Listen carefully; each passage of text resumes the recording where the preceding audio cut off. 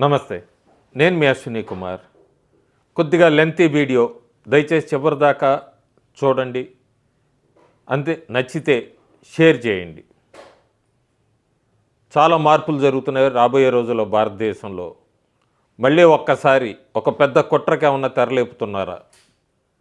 ఒక పక్క ప్రతిపక్ష నాయకుడు రాహుల్ గాంధీ జర్మనీ బెర్లిన్ వెళ్తారు. ఇంకొక పక్క ఆయన సోదరి అమెరికా వెళ్తుంది. రాహుల్ గాంధీ జర్మనీలో ఎప్పుడూ విదేశాల్లో భారతదేశం గురించి వ్యతిరేకంగా మాట్లాడినట్టుగానే మళ్ళీ అట్లాగే భారతదేశానికి సంబంధించిన అన్ని వ్యవస్థల్ని అన్నిటినీ కూడా విమర్శించటం. అక్కడికే రాహుల్ గాంధీ అక్కడ ఉన్న సమయానికి జర్మనీలోనే పాకిస్తాన్కి సంబంధించిన వాళ్ళు, రక్షణ మంత్రి వీళ్ళందరూ కూడా అక్కడికి రావటం, జార్జ్ సోరోస్కి సంబంధించిన వాళ్ళు కూడా అక్కడికి రావటం, మళ్ళీ ఏమన్నా ఒక పెద్ద కుట్రకి భారతదేశంలో తెరలేకపోతున్నారు. ఎందుకంటే రాహుల్ గాంధీ అక్కడ మాట్లాడిన స్టేట్మెంట్స్ చూస్తే భారతదేశంలో ప్రజలందరూ ఒకళ్ళకొకళ్ళు కొట్టుకుంటారు, ఇండియా పడిపోతుంది ఇవంటూ అంటే ఆయన మాట్లాడడం, భారతదేశంలో అన్రెస్ట్ ఉంటుంది అంటూ మాట్లాడడం కూడా చాలా అనుమానాలకి తావిస్తోంది.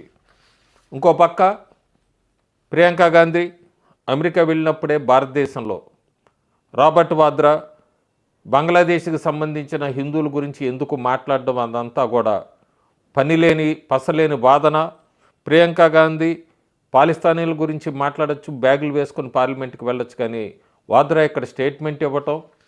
ఇంకో పక్క రాహుల్ గాంధీకి కాదు ప్రియాంక గాంధీకి ఇవ్వాలి, ప్రియాంక వాద్రాకి ఇవ్వాలి కాంగ్రెస్ పదవి ఇదంతా అంటూ కూడా ఒక కాంగ్రెస్లోనే కొంతమంది నాయకులు మాట్లాడడము. ఇవన్నీ కూడా మళ్ళీ ఒకసారి గాంధీ ఫ్యామిలీ నుంచి ఎవరో ఉండకూడదు, ఒక పెద్ద మిత్తు ఆంధ్రాలో చూసాము, జగన్కి షర్మిలకి, తెలంగాణలో చూసాము కేటీఆర్కి కవితకి, ప్రస్తుతం ఇప్పుడు కాంగ్రెస్ పార్టీలో జాతీయ స్థాయిలో చూస్తున్నాము ప్రియాంక గాంధీ వర్సెస్ రాహుల్ గాంధీ. ఇవన్నీ కూడా ఎందుకంటే కాంగ్రెస్ పార్టీ చేయి జారిపోకూడదు, వీళ్ళిద్దరి చేతిలోంచి. సోనియా గాంధీ 80 సంవత్సరాల వయసు వస్తుంది, రాహుల్ గాంధీ కాకపోతే పార్టీ పగ్గాలు ప్రియాంక గాంధీ చేతిలోనే ఉండాలి, వేరే వాళ్ళకి వెళ్ళకూడదు. ఇది రాహుల్ వర్సెస్ ప్రియాంక కన్నా కూడా ఇండియా వర్సెస్ నెపోటిజం అని క్లియర్గా చెప్పచ్చు మనం. చాలా పెద్ద స్ట్రాటజిక్ గేమ్ ఆడుతున్నారు సోనియా గాంధీ అంటుకో, రాహుల్ గాంధీతో అవ్వట్లేదు.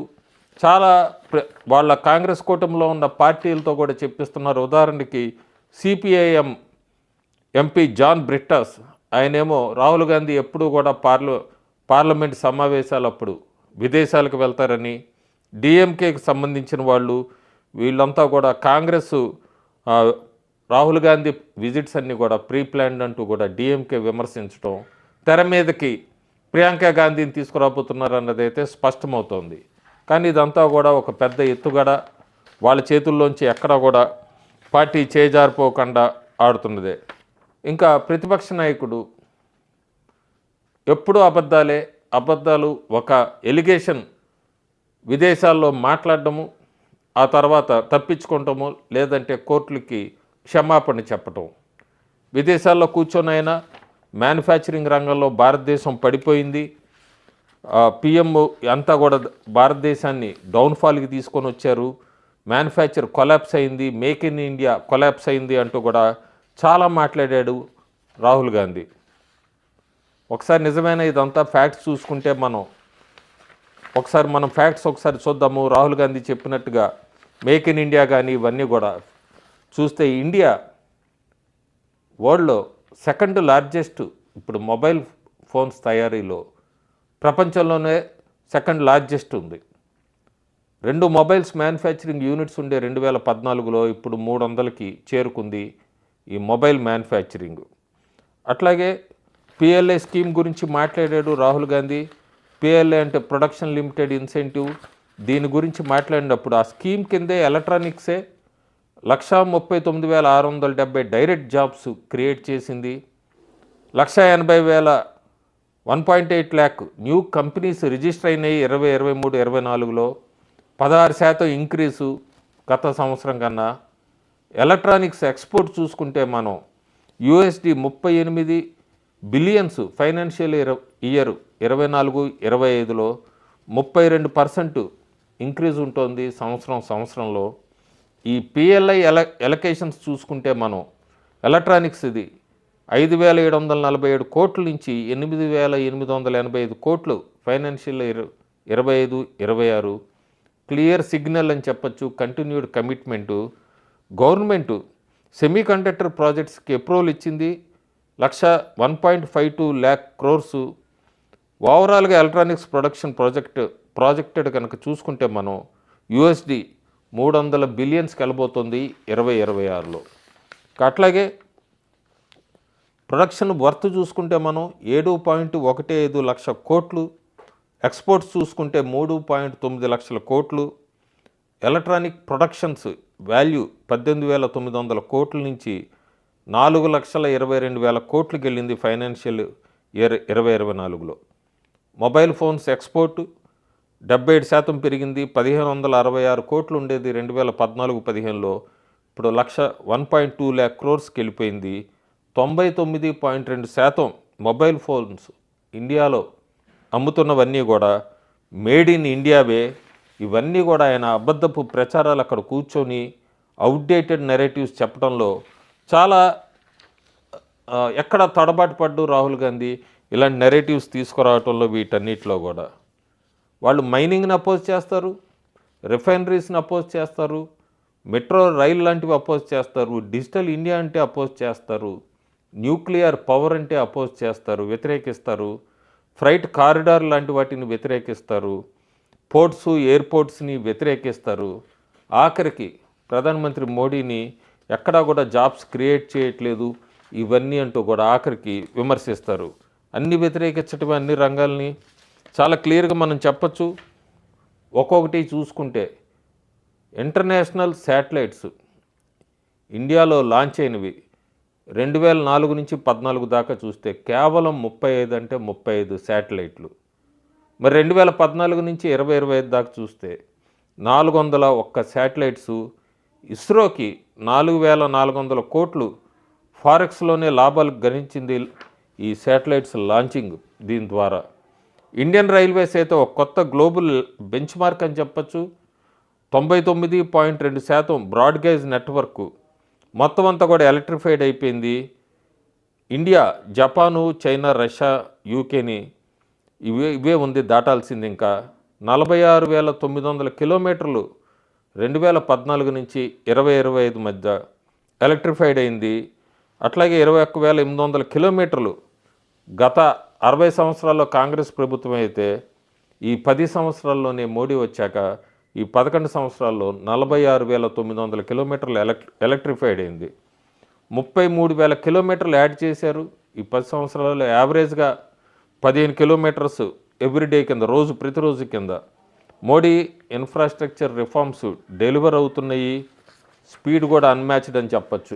ఈ రెన్యూవల్ ఎనర్జీస్ గురించి మాట్లాడారు. భారతదేశంలో 2014లో 30 జిగావాట్ ఉండేది, 2025కి 254 జిగావాట్స్, అంటే యావరేజ్ 8.5 ఇంక్రీజ్ అని చెప్పచ్చు. ప్రపంచంలోనే 4వ స్థానంలో ఉంది ఈ రెన్యూవల్ ఎనర్జీ ఇన్స్టాల్ చేసే కెపాసిటీలో భారతదేశం. క్రికెట్ గురించి, BCCI గురించి విమర్శలు చేశారు కొంతమంది కాంగ్రెస్ నాయకులు. వీళ్ళు అసలు ఇన్కమ్ ట్యాక్స్లు కట్టరు ఇవన్నీ అని. 2017-18లో BCCI 596 కోట్లు కట్టేది. ప్రస్తుతానికి 2023-24 వచ్చేటప్పటికి 3,150 కోట్లు ఇన్కమ్ ట్యాక్స్ కడుతోంది BCCI. అది కాక అదనంగా 2,000 కోట్లు plus GST every year zero tax నెరేటివ్ని డీబంక్ చేసింది BCCI. బ్యాంక్ అకౌంట్స్ భారతదేశంలో 2014కి 13 కోట్లు ఉండేవి యూనిక్ బ్యాంక్ అకౌంట్స్, 2025కి 68 కోట్లకి చేరుకుంది. ఒకప్పుడు భారతదేశాన్ని అన్బ్యాంక్డ్ కంట్రీ అనేవాళ్ళు, ఇప్పుడు హైయెస్ట్ బ్యాంకింగ్ కవరేజ్కి చేరుకుంది భారతదేశం. చాలామంది మీలో మీరు చెక్ రాసి ఎన్ని రోజులైంది ఏంటి అనేది ఒకసారి ఆలోచించుకోండి. చెక్స్ రాయాల్సిన అవసరమే రావట్లేదు. UPI ఇవన్నీ మనం చూస్తూనే ఉన్నాము. ఇండియా ఆల్మోస్ట్ చెక్స్ రాయటం ఆపేసిందని చెప్పచ్చు. శ్రామికులు, కార్మికుల గురించి మాట్లాడుతూ ఉంటారు. కాంగ్రెస్ పార్టీ మర్చిపోతున్నట్టుంది. 8 గంటలు పనిచేసిన వాళ్ళకి UPI టైంలో రోజుకి రూపాయి 8 గంటలు పనిచేసిన కార్మికులకు ఇచ్చిందంటే మీరు నమ్ముతారా? అది కూడా 45 డిగ్రీల టెంపరేచర్లో రోజుకి రూపాయి కూలీ వేతనం కింద ఇచ్చిన పార్టీ ఏదైనా ఉంది అంటే యూపీఏలో. అది కూడా ఒకసారి గుర్తుపెట్టుకోవాలి. ఎందుకంటే చాలామంది యూత్కి ప్రస్తుతం రాహుల్ గాంధీ ఒక బుల్లెట్ బండి మీద డ్రైవ్ చేయగానే ఒక యూత్ ఐకాన్ కింద అనుకుంటున్నారు, కానీ గతం తెలియాల్సిన అవసరం ఎంతైనా ఉంది. వాళ్ళకి అసలు జంజీ అని చెప్పుకుంటున్న వాళ్ళకి ఏం ఐడియా లేదు, బిల్స్ ఎట్లా పాస్ అయ్యేవో. ప్రస్తుతం రాజ్యసభలో లోక్సభలో బిల్స్ పాస్ అవుతున్నాయి, అందరూ లైవ్ చూస్తున్నాము.